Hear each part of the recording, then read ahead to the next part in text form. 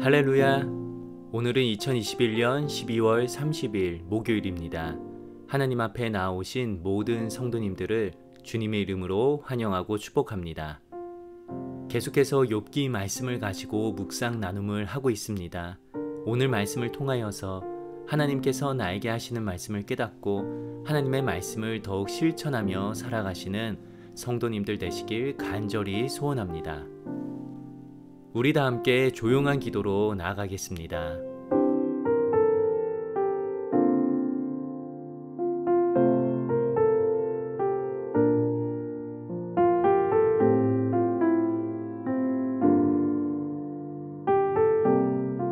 아멘.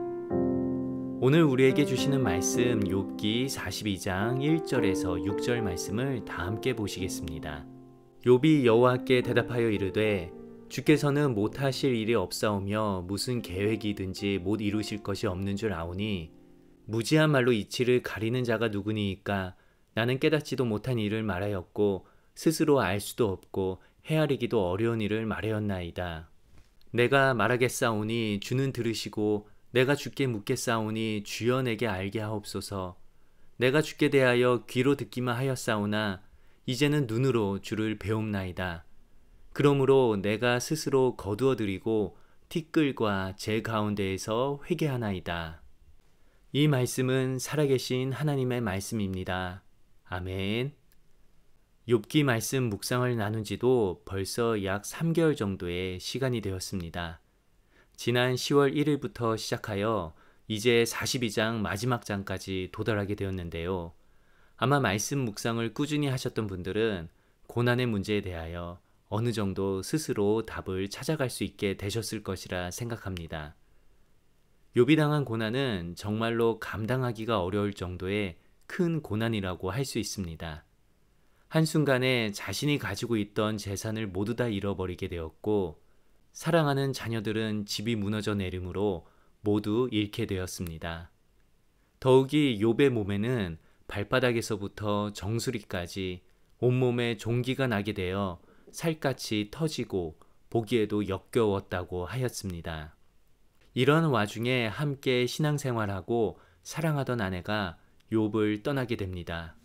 아내로부터 하나님을 욕하고 죽으라 라는 말을 들은 욥은 얼마나 좌절이 되었을까요?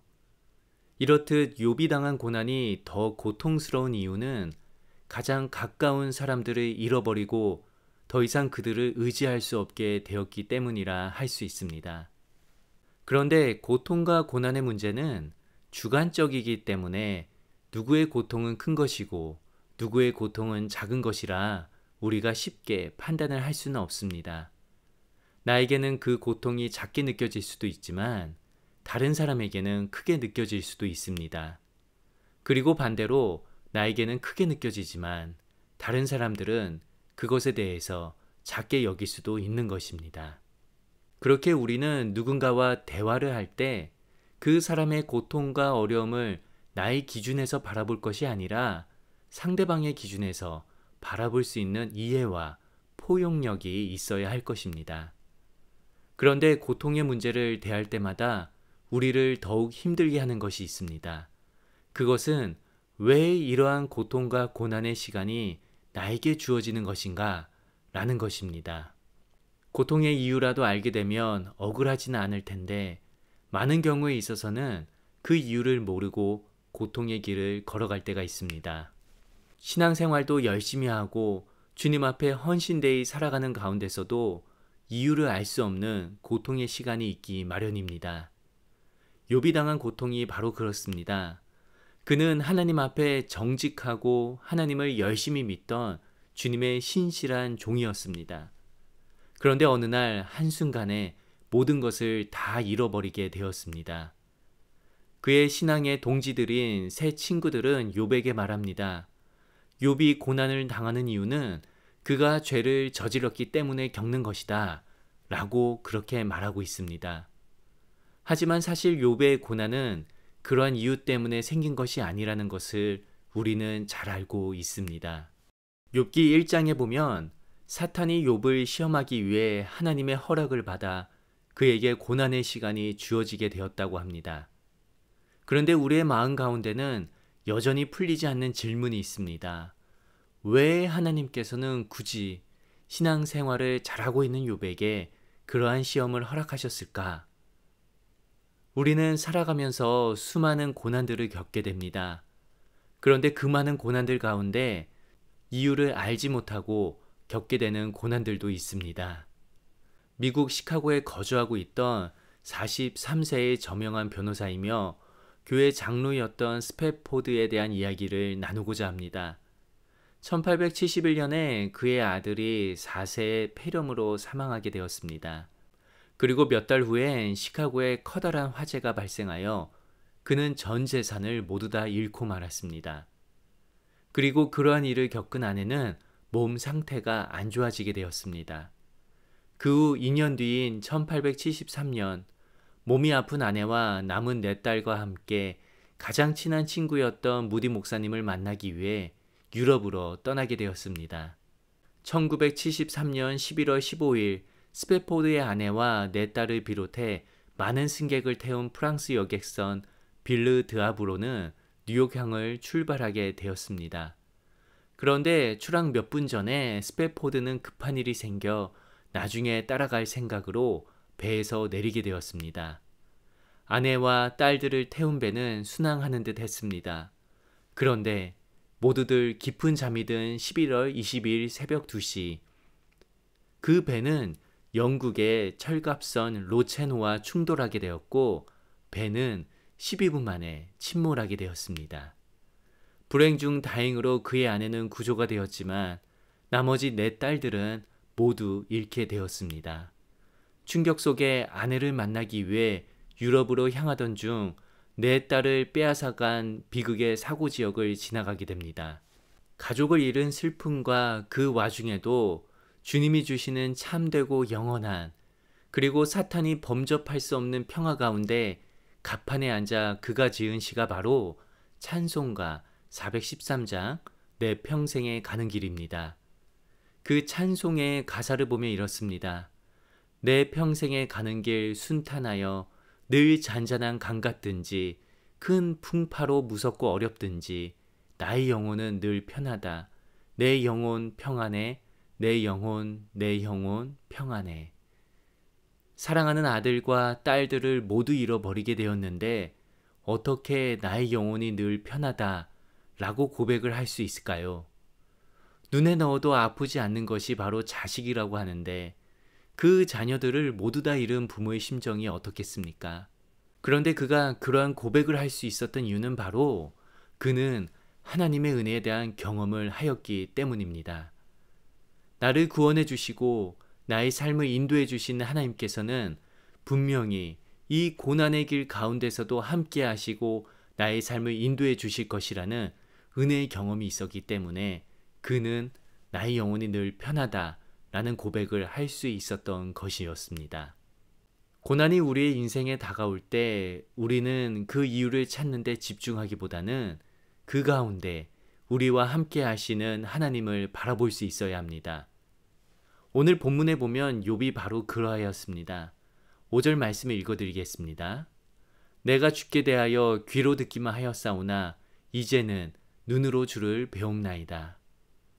욥은 정말 이해할 수 없는 고난을 경험하였지만 끝까지 하나님을 믿고 신뢰하는 신앙을 놓치지 않았습니다. 왜 그가 고난을 당하였는지는 여전히 욥은 알지는 못하였지만 그는 고난의 시간을 통하여서 하나님을 귀로만 들은 것이 아니라 눈으로 뵙게 되었다고 고백하게 되었던 것이지요. 이러한 관점에서 고난의 시간들을 바라본다면 고난은 우리에게 주어지는 또 다른 축복의 시간입니다. 물론 고난 그 자체는 정말로 고통스럽습니다. 그것을 부인할 수는 없습니다.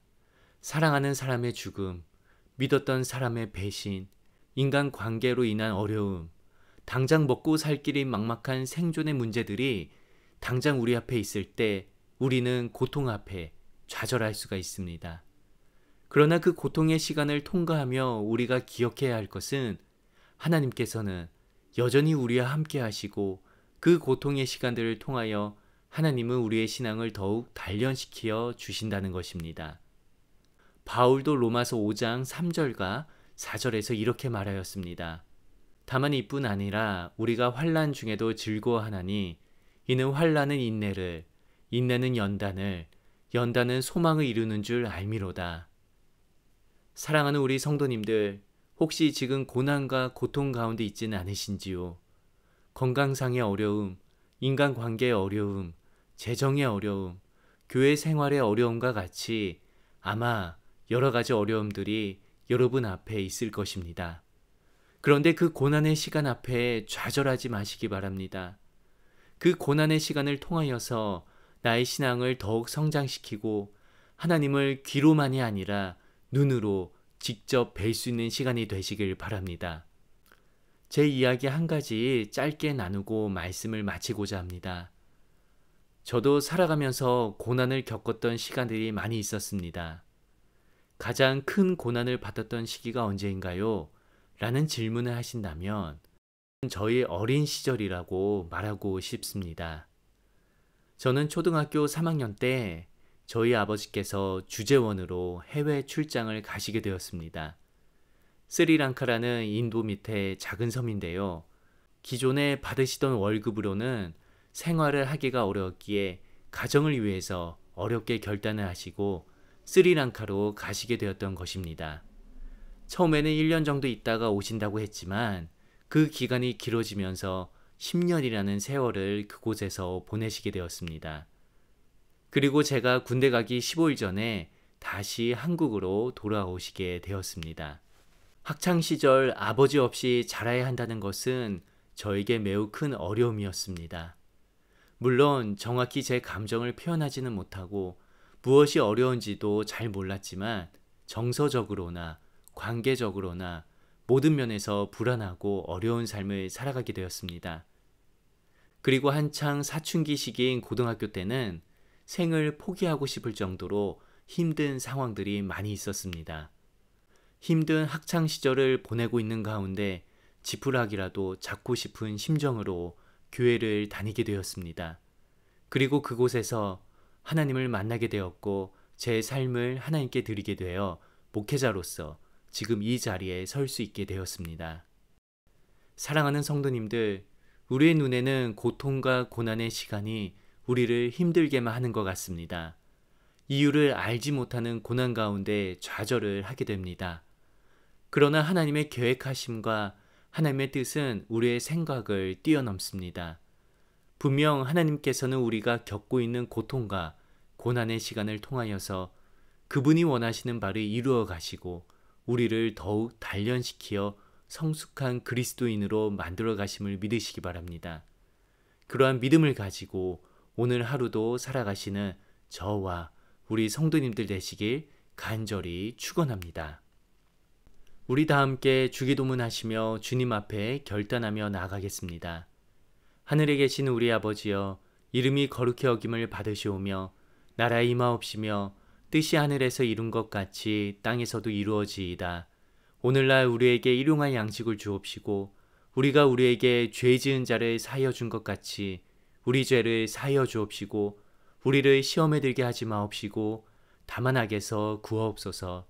대개의 나라와 권세와 영광이 아버지께 영원히 있사옵나이다. 아멘.